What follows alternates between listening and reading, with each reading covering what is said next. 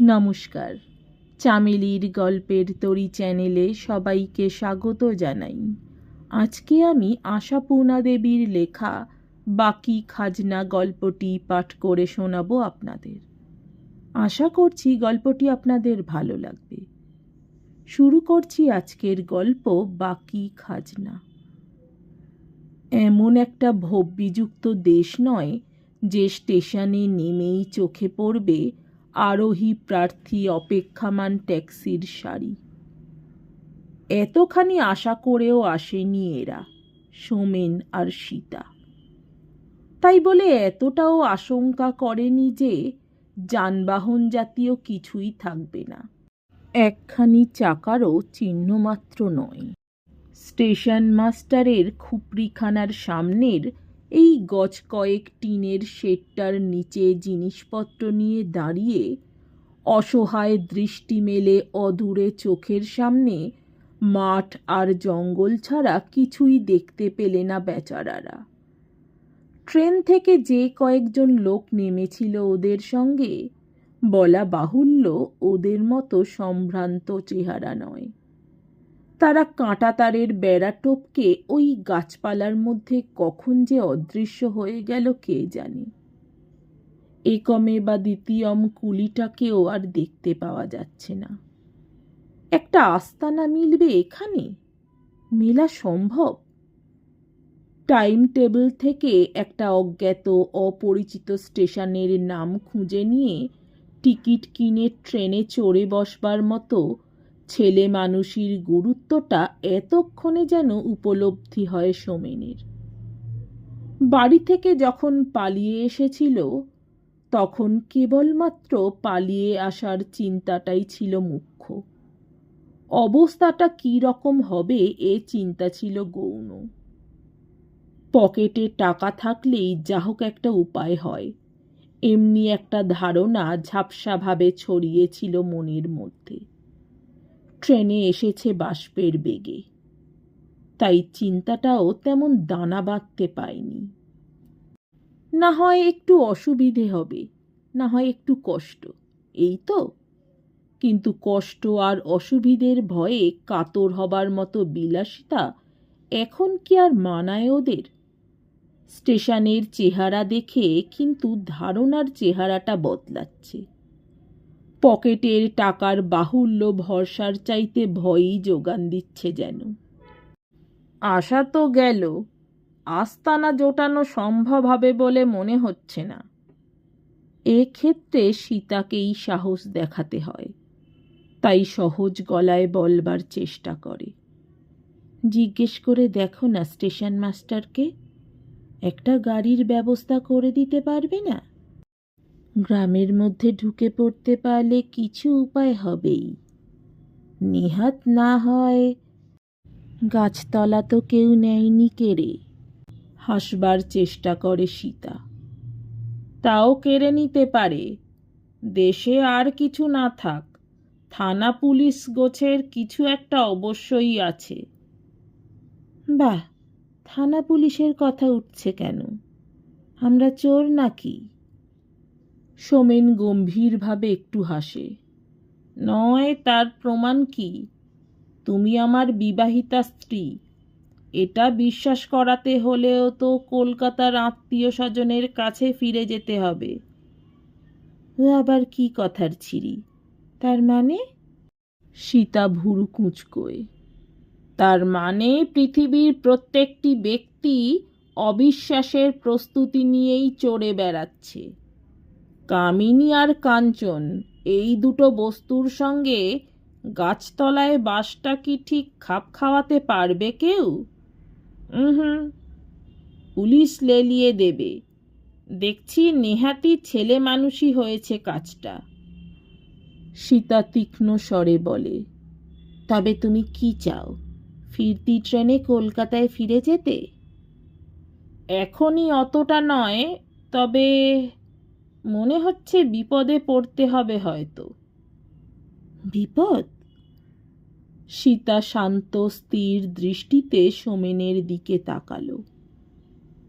এখনো বিপদের ভয় করো তুমি? মুহূর্তে স্তব্ধ হয়ে গেল সোমেন। ক্ষণ পূর্বের অসতর্ক চাপল্য অতর্কিত আঘাতে মাথা হেঁট করল যেন। এতক্ষণে যেন খেয়াল হলো কেন পালিয়ে এসেছে এখানে। কি লজ্জা, কি লজ্জা! রহস্যালাপের অভ্যাসটা এখনো কেন ভুলে যায়নি সোমেন? সুটকেসটার ওপর চুপ করে বসে থাকে দুজনে। মনে হচ্ছে এমনি করেই বুঝি বসে থাকবে যুগান্তর ধরে। বুকে চাপানো আছে অনন্তকালের পাষাণ ভার, চোখের দৃষ্টিতে অনন্তকালের নিরুপায় প্রশ্ন। কোথায় গেল? কেন গেল? না, ওদের আর হাসবার অধিকার নেই। অধিকার নেই হালকা রহস্যালাপের। আনন্দের জগৎ থেকে নির্বাসন হয়েছে ওদের। চিরদিনের প্রাণ প্রাচুর্যে চঞ্চল মুখর স্বভাব অসতর্ক মুহূর্তের পরেই তাই এমনি চাবুক খেয়ে স্তব্ধ হয়ে গেল।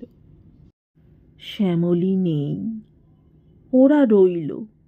এ অপরাধের কি শেষ আছে? একমাত্র সন্তান শ্যামলী, 17টি বছরের শরৎ বসন্তে গড়া ফুটন্ত ফুল। সে ফুল কি অদ্ভুতভাবে ঝলসে শুকিয়ে গেল। পেন্সিলের ছুরিতে হাত কেটে কেউ কখনো মারা যায়? কাউকে মারা যেতে শুনেছে কেউ? কোথায় ছিল এত বিষ যে শিরায় শিরায় সঞ্চারিত হয়ে নীলে নীল করে দিল তাজা রক্তের স্রোত, স্তব্ধ করে দিল তার গতি? কিন্তু সীতা কি সত্যি বুঝতে পেরেছে শ্যামলী মারা গেছে? এই সমস্ত বই খাতা পেন্সিল কলম পড়ে থাকবে শ্যামলীর, সেই ছুরিটাও থাকবে অবিকৃত। শুধু শ্যামলীরই চিহ্ন মাত্র থাকবে না, এই বিরাট পৃথিবীর কোনো একটু কোণেও নয়। আকাশে নয়, মাটিতে নয়, জলে নয়, নিমেষের জন্য একটু ছায়াও পড়বে না কোথাও।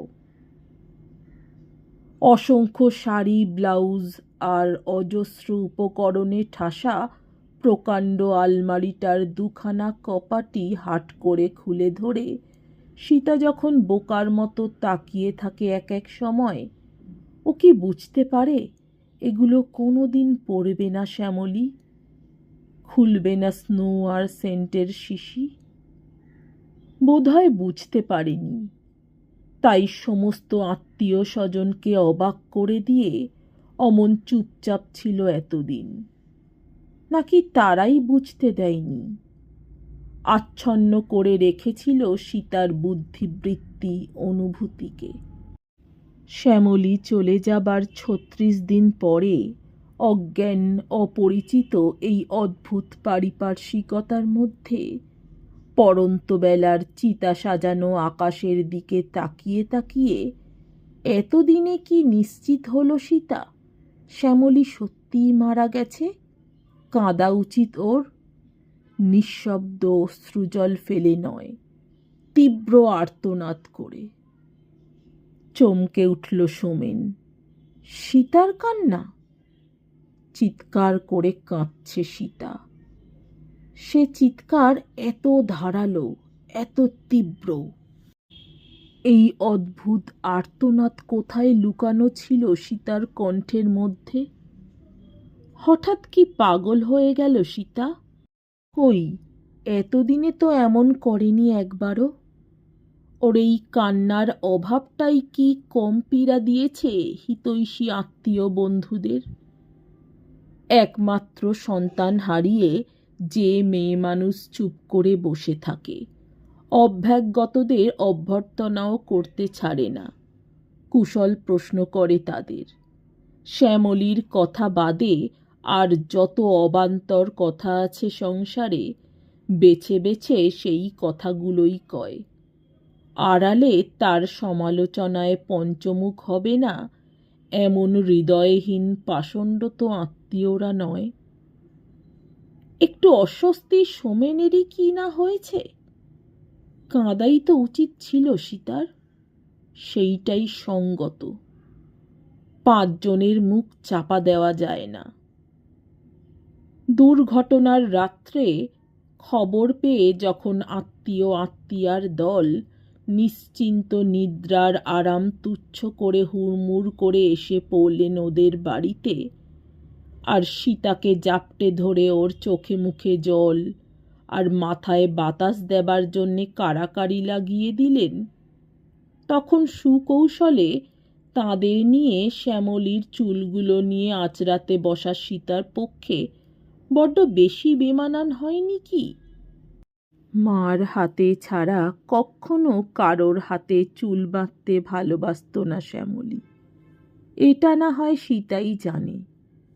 কিন্তু যাঁরা শ্যামলীকে সাজিয়ে পাঠিয়ে দেবেন বলে স্নো সেন্ট চিরুনি পাউডার হাতে করে বসে রইলেন, তাঁরা তো জানতেন না।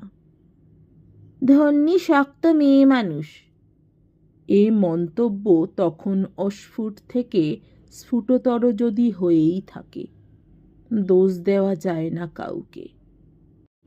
যাই হোক, সীতা তার কর্তব্য পালন না করুক, আর 5 জনে তাঁদের কর্তব্য পালন না করে ছাড়বেন কেন? তাই সীতা মূর্ছা না গেলেও তার চোখে মুখে জলের ঝাপটা দিয়ে দিয়ে সচেতন করে ছাড়লেন তাঁরা। অধৈর্য না হলেও বুকে জাপটে ধরে, অধৈর্য হয়েও না মা, সোমেনের মুখ চাও, পৃথিবীর নিয়মই এই, অধৈর্য হলে চলবে কেন মা, কি করবে, সবই কর্মফল, ইত্যাদি ভালো ভালো উপদেশ দিতে শুরু করলেন।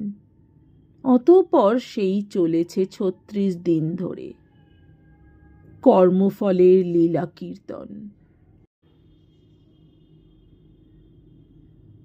শ্যামলীর এই অসঙ্গত মৃত্যুটা যে বিধাতার হৃদয়হীন নিষ্ঠুরতা নয়, ভগবানের অন্যায় অবিচার নয়, শয়তানের ক্রূর হিংসা নয়, দৈব নামক কুৎসিত খেয়ালি লোকটার জঘন্যতম খেয়াল নয়, কেবলমাত্র সীতার কর্মফল, এই কথাটি বুঝিয়ে ছাড়বার জন্যে দিনের পর দিন বেড়াতে আসছেন তাঁরা নিজেদের কাজের ক্ষতি করে। গাঁটের পয়সা খরচ করে গাড়ি ভাড়া দিয়েও আসছেন। ফেরার সময় সোমেনের গাড়ি পৌঁছে দেবে তাঁদেরকে, দেবে নাই বা কোন মুখে? তাঁরা এতটা ভদ্রতা করছেন, আর এটুকু পারবে না সোমেন? সংসারে যে এত আত্মীয়, এত হিতৈষী, এত সমব্যথী ছিল তাদের, এ কথা কি কোনোদিন জানতো এরা? যারা জীবনে কোনোদিন ছায়া মারায়নি, ওদের পায়ের ধুলো দেয়নি ওদের বাড়ি, বড়লোক বলে নাক কুঁচকেছে, তারাও ছুটে আসছে মনের গলদ কাটিয়ে। এদের সোনা রূপো আর ঝকঝকে গাড়ি বাড়ির জৌলুস আজ ম্লান করতে পারছে না তাদের। এখন আর পিঠে হাত বুলিয়ে দেবার নির্মল আনন্দ থেকে বঞ্চিত হতে চান না কেউ। আহা আহারে, সমবেদনায় মুখর হয়ে উঠেছে প্রত্যেকের মুখ।